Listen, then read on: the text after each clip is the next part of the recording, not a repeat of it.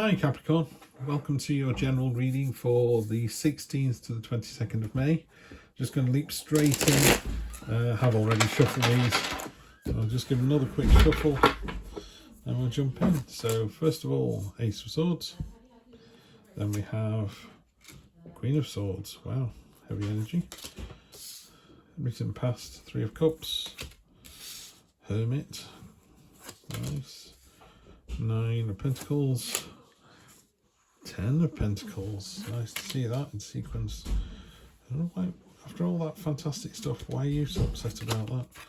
Wow, that's turned up in every single reading. She's second time she's turned up. And finally the Eight of Cups. Okay. The Eight of Cups is in the shop. Let's bring that down for you. That's a bit better, isn't it? Probably come down a bit more there as well.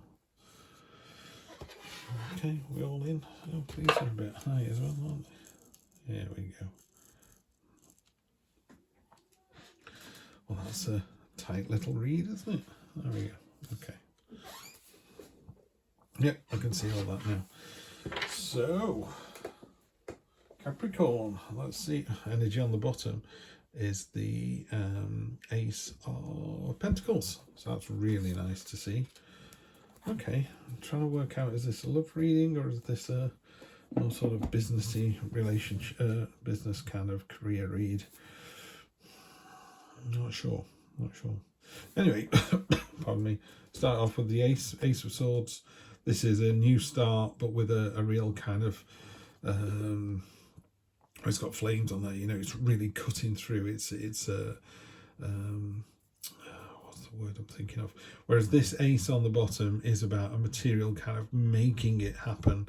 This is the thinky part of it. So you got the two really good ends of the spectrum here. So you've thought about this new start and you know how you're going to make this new start. But you've got two aces on deck, which is really, really good. Crossing this, we've got the Queen of Swords. She's above it all, you know, she's seen it all, done it all. She's had a heart broken. She knows about the power of swords. She's even got one impaling her hand here. She's got a crown of swords. Butterflies for creativity and imagination, and ideas are all kind of coming out of her, just sort of being imagined and being brought into life. She is quite, you know, cool, calm, calculating. She's had a heart broken. So there's that kind of wariness. In some more traditional illustrations, she is, the storm clouds are below her. She's above all of that, literally. She's above all the arguing and the stresses and strains of it all. It's like, do you know what, been there, done that. So that's a lovely energy to have. Then in the year past, there was some sort of celebration, and this was a team celebration. So by team, it could be, so it's work related. If it was in a sort of personal relationships, it's about you and your partner working together for the greater good. So that was really nice to see. And then what's really interesting down here is this is kind of subconscious, and this is the clarity. This is what you think, this is your gut feeling, and this is your, so it's sort of head and heart. There you go. This is your head. This is what you know is going on. This is your heart. And you go from the Nine of Pentacles to the Ten of Pentacles. So the Nine is about, you know, I call it the stay classy card. You know, she's got all this lovely, desirable stuff. She's got the prey here that she's ignoring. She's above all that. You know, we've moved on since then. And this card is generational stability, the Ten of Pentacles. And by generational stability, it could talk about money, being in a really good place with money, but it also talks about how it's, you know, if you're in a really rock solid relationship and your parents come from a rock solid relationship and their parents were married for 65 years, it's always doing something the right way, because it always gets you the right results. So it's like working in a company that just does it right week after week after week, and being in a relationship that does it right week after week after week. Beautiful, beautiful energy. So that's really good. In the near future, time for a little bit of soul searching. I don't know why, because this is all really good. But even when we're having fantastic days, sometimes you have to go away and think about it a little bit more.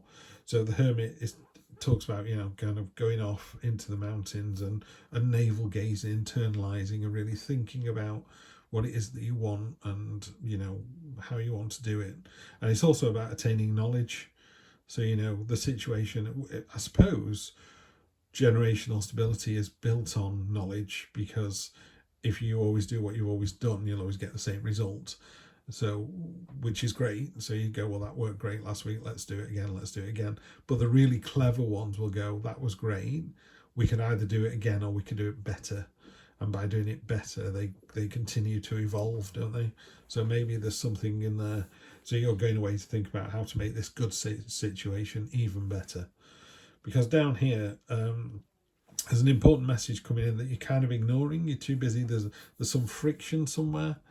And again, how other people see it is there are choices to be made.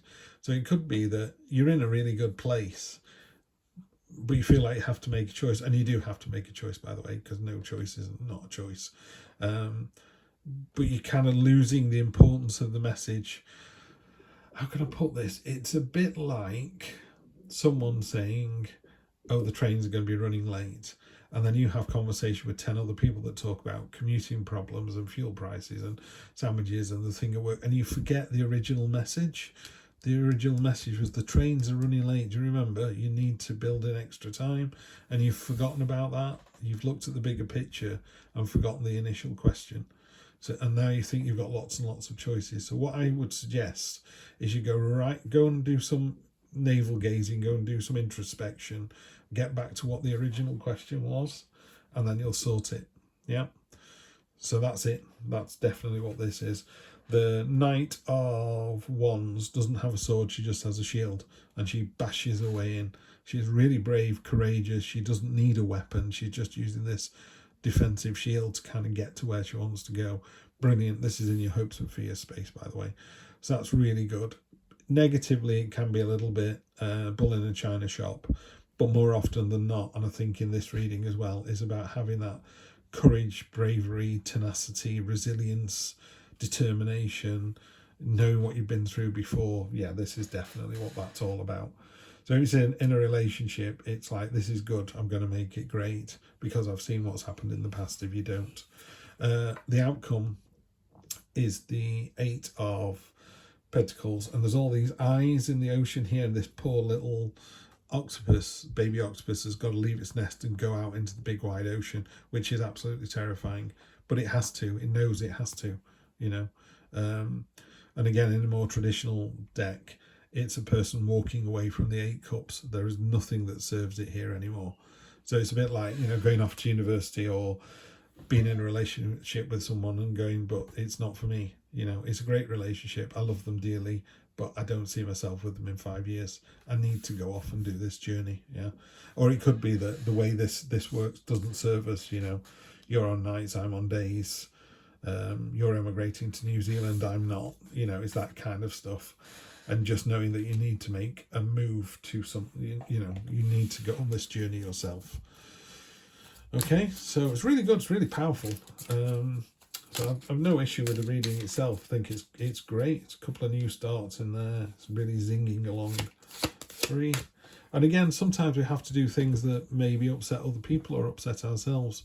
But 5 years down the line, we go, that was exactly the right thing to do. Yeah, doubling down with the Knight of Wands. So definitely go, be brash, be courageous. What you're doing is the right thing. No doubt about it, you're doing the right thing. Judgment, yeah. When you called in the cold light of day, someone's going to go, did you do the right thing that week? And you're going to go, yes, I did. Yeah. And that ties in with the Queen of Swords as well. You know, yes, it could be hurtful, it could be painful for you or for someone else. And then you end up with the 9 of Wands, which is the wounded warrior. You know, she's this she-wolf here is covered in blood. She's obviously been in the wars. Doesn't matter. She needed to do the fight. She won. You know, it's worn her out. It wasn't pleasant, but it needed doing.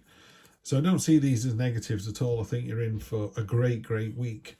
And where you are now is fantastic, but we never stay in the same place. You know, it's like we were brilliant this week. We've got to be even more brilliant next week, and so it goes on. So Capricorn, carry on being brilliant, and I will see you next Sunday for more of the same. Take care.